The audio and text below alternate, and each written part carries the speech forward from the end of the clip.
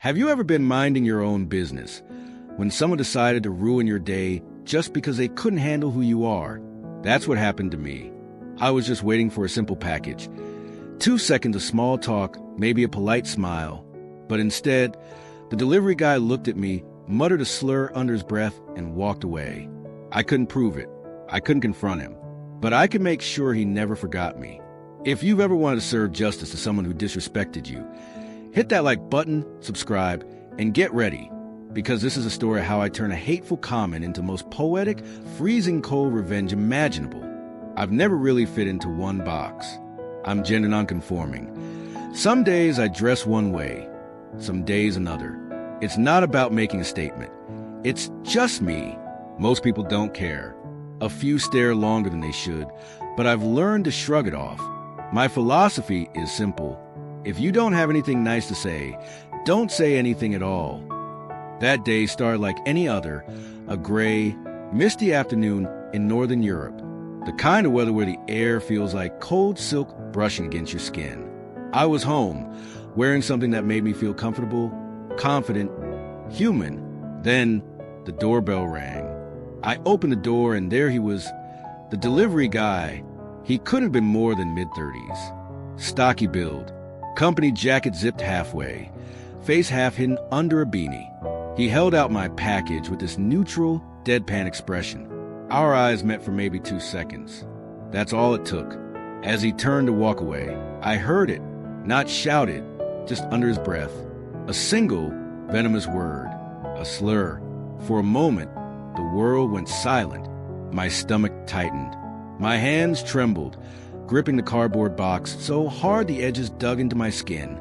I just stood there, staring at the door he'd walked through, trying to make sense of what just happened. At first, I thought I was imagining it. Maybe I misheard, but deep down I knew I hadn't. It's the kind of word that sticks to your ribs like tar. It doesn't just insult you, it erases you. I wanted to call his company right then and there, report him, get him fired. But what proof did I have? It would be his word against mine. And a part of me was scared. What if he came back angry next time? What if he made it worse? So I did nothing. For a while, that ate at me. Every time I heard the doorbell ring, I felt that same twist of anxiety in my gut. Until one day, I saw his name pop up again in the delivery app. That's when something inside me clicked. The app always shows you the driver's name before they arrive. First name and an initial. And I recognized as immediately he'd be back in my area, back on my route. And suddenly, I realized something. These drivers only get paid for successful deliveries, not for attempts. If he couldn't deliver, he'd lose both time and money. And oh, how poetic that felt. So I made a little rule for myself. Whenever he was the assigned driver, I wasn't home. But that wasn't all. See, where I live, we get a lot of cold rain. The kind that chills your bones and seeps through your clothes no matter how good your jacket is. I live on the 5th floor with a small balcony that overlooks the main entrance. Perfect vantage point. So the next time he showed up, I was out. But really, I was standing on that balcony, hot cup of coffee in hand, watching him from above. He walked up to the door, scanned the package, and rang the bell. Once, twice, nothing. Then, per company policy, he had to call me. Twice.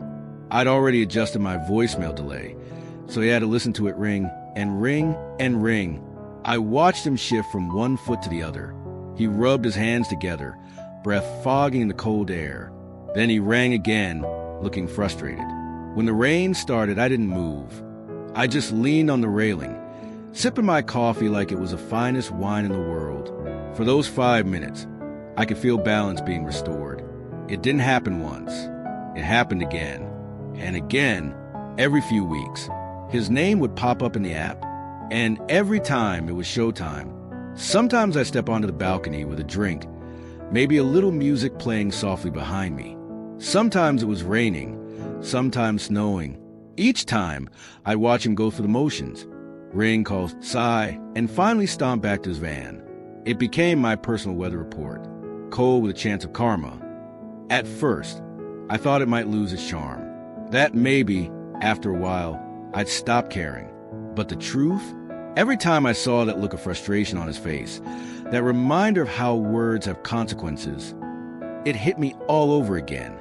He didn't know why this kept happening, why every other customer answered, but I was always mysteriously gone.